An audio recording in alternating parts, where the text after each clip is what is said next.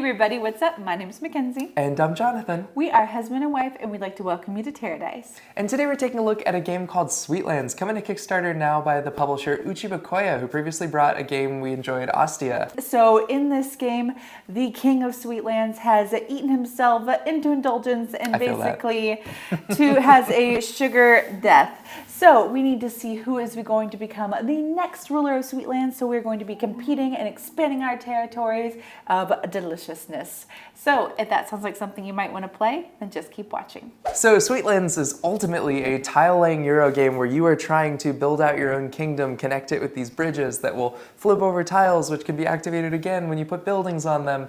And you're ultimately trying to gain a bunch of prestige in a bunch of ways and having the most abundant part of this kingdom. Now you do this mostly by playing these action discs to this action board, which is very limited in terms of what each player can do, because once players start to place on actions, there's diminishing returns for any future player who goes there, who now has to use more of their citizens from their town to complete those actions. And those citizen cards are also going to be what you're playing to get instant or ongoing benefits for your town. Now those citizen cards can also be used to upgrade your board if you're spending extra when you're doing those things, which will give you these ongoing income effects. Now you do have a couple different types of income buildings, which you'll be placing onto your board. You want to form cities or towns within your little village that are made up of multiple types of buildings. For every city formed with 3 or more types of buildings, you're going to be getting points for that. And there's a whole nother thing going on where we are investing into these various different scoring tracks, which will give you these instant bonuses as it goes along. But as we progress further along, it's going to change our point scoring denominators for when we score points at the end of the game for various categories, like those cities, like those buildings, etc. Yes, so in classic Euro fashion, we have a ton of things going on, a lot of things that can give us points, but you only get to do one thing each turn. So it all comes down to when you first are going to start playing this, you're going to be like, well, I have no idea how to build this. I didn't even talk about the carriage and the horse whole track. Yeah, I didn't think you mentioned cookie rabbits, which is a whole other thing. Oh yeah, you get the little cookie rabbits who come and I think there's in-game bonuses.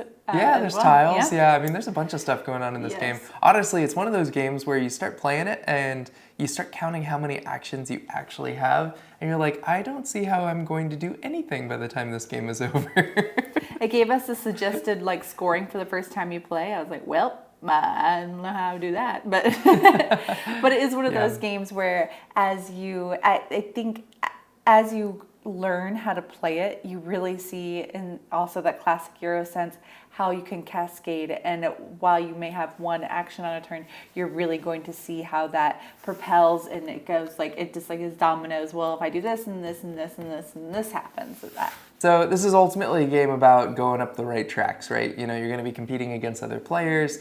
If those players get to the end of tracks before you, you're not going to be able to get the same bonuses they did. But, you start to kind of look, okay, they're going for mostly those, which means they're going to be doing mostly these actions where they're building bridges. So maybe I'm not going to go for that, and I'm going to start, doing these other actions on the board. So it really gets players thinking about the types of things they want to do based on what other players are doing.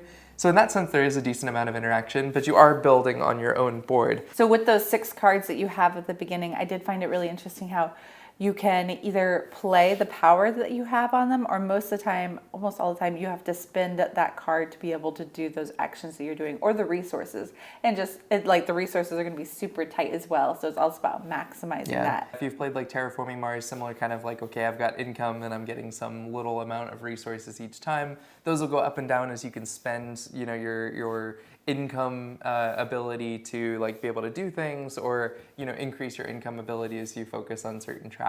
What do you think is a unique mechanic in it that stands out from other Euros?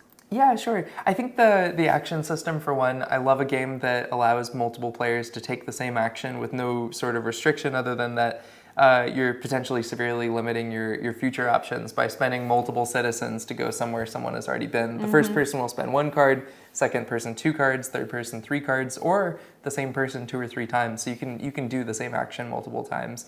So it's sort of like a worker placement, but the workers aren't really owned by anybody, and it's more about how many are on a space.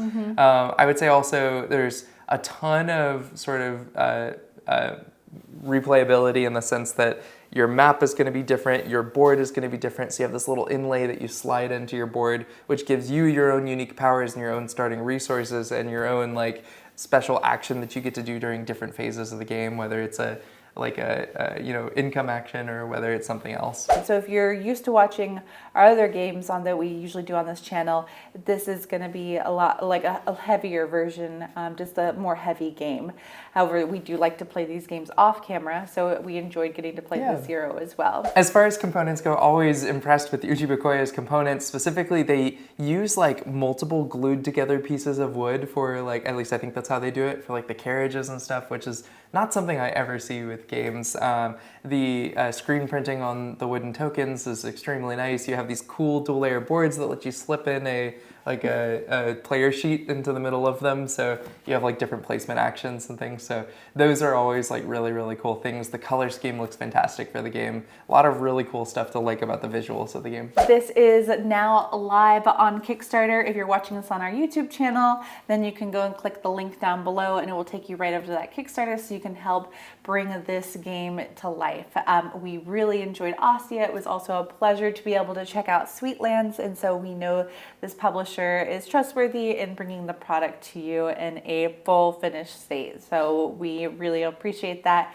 And I hope if you guys love Euros, love lots of choices, love points to the max, and also have a sweet tooth, that you too will enjoy Sweetlands. But thank you guys so much for watching. If you like this video, make sure to like and subscribe, hit that notification bell so we know whenever we put out a new video. And we'll see you next time. Happy playing! Before you turn off the camera, I just want to get my ice cream and take a bite in front of for my thumbnail. You just want ice cream. Well, yeah, but this is an excuse.